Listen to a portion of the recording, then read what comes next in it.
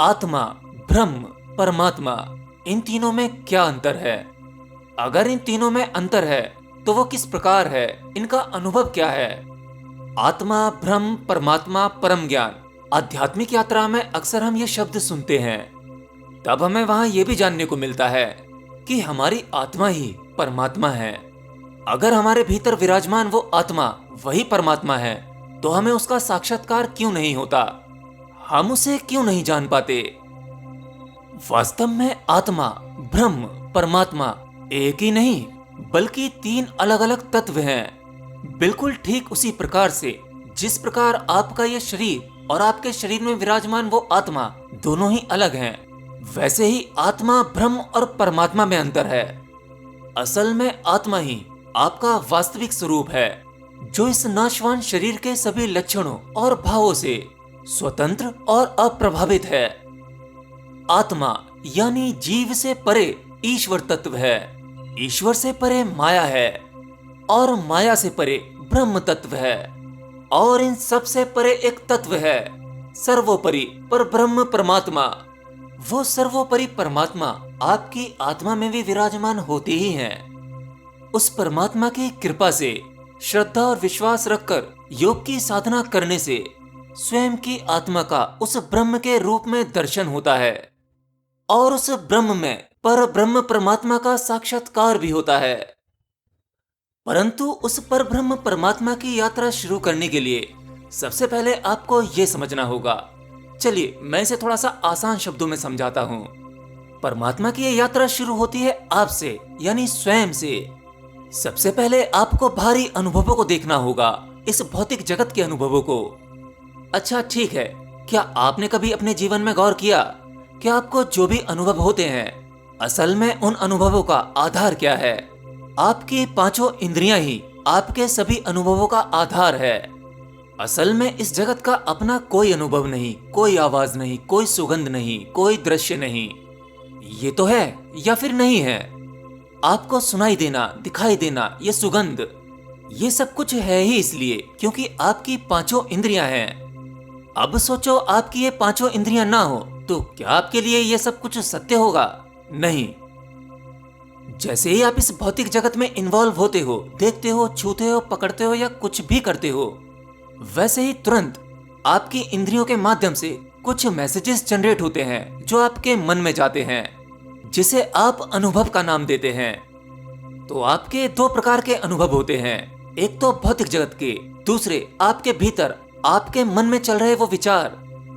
तो मतलब साफ है, आगे की यात्रा करनी है तो पहले आपको बेसिक अच्छे से पता होना चाहिए, यानी आपको अपने शरीर का ज्ञान भली भांति होना चाहिए। बिना शरीर और भौतिकी ज्ञान के आप आगे नहीं जा सकते। पहले आपको यह समझना होगा। तो इस भौतिकता को समझने के लिए, इस भौतिक शरीर को समझने के लिए, इसका मैकेनिज्म समझने के लिए आपको इसमें चिंतन करना होगा। भौतिक जगत में रहते हुए, भौतिकी वस्तु का इस्तेमाल करते हुए आपको यह सब कुछ दूर से वॉच करना होगा। सामान्यतः हम भौतिकता में इतने डूब जाते हैं कि लगभग हमारी अवस्था बेहोशी की अवस्था होती है। तो इस भौतिक जगत में सब कुछ इस्तेमाल करते हुए आपको थोड़ा सा होश रखना है।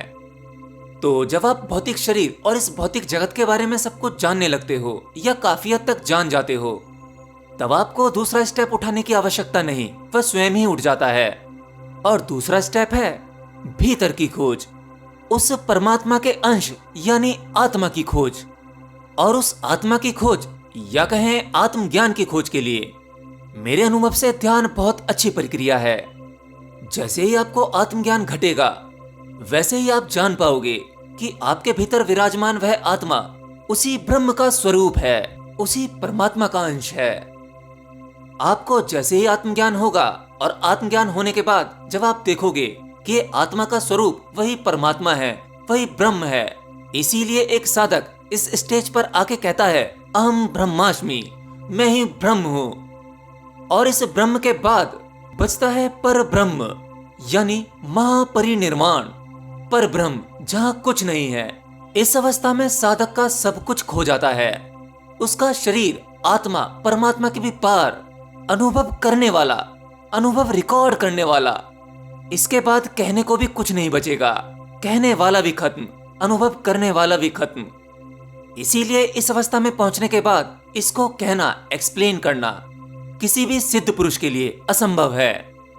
तो आप में से बहुत से लोग इच्छुक होते हैं उस परमात्मा का साक्षात्कार करने के लिए, उसका अनुभव करने के लिए, और ये सब कुछ करने के लिए आप इस प्रकार की साधनाएं ढूंढते रहते हैं।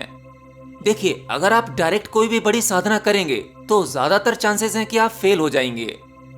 आपको यह चाहिए कि आपको केवल शुरुआत करनी है, थोड़े से होश के साथ इस जगत को समझने में, मतलब इस फिजिकल वर्ल्ड को समझने में। और यही होश आपको साध के रखना है, क्योंकि इसी होश के साथ आप स्वयं को जानेंगे।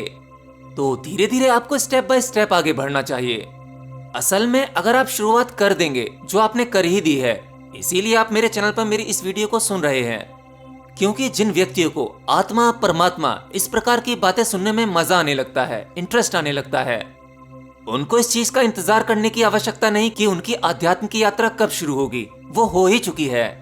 अध्यात्म की यात्रा के लिए आपका कदम निकल चुका है, कब का निकल चुका है। बस आपको चाहिए तो थोड़ी हिम्मत। जैसे ही आप पहला स्टेप कंप्लीट करेंगे, यानी इस भौतिक जगत और इस भौतिक शरीर को जान पाएंगे, फिर आपको दूसरा और तीसरा स्टेप उठाने की आवश्यकता नहीं है, वह स्वयं से उठ जाएगा। आप दूसरे स्टेप में आत्मज्ञान की तरफ जाएंगे। जैसे जैसे आप आगे बढ़ते जाएंगे, आपकी प्यास उस पर ब्रह्म परमात्मा के लिए गहरी होती चली जाएगी। एंड लास्ट, आपके अपने ध्यान गुरुकुल की स्थापना के लिए जो भी डोनेशन दिया है, उसके लिए मैं आपका आभारी हूँ।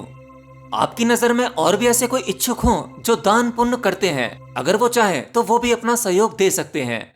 डोनेशन आपको कैसे देना है, उसका लिंक आपको डिस्क्रिप्शन बॉक्स में मिल जाएगा।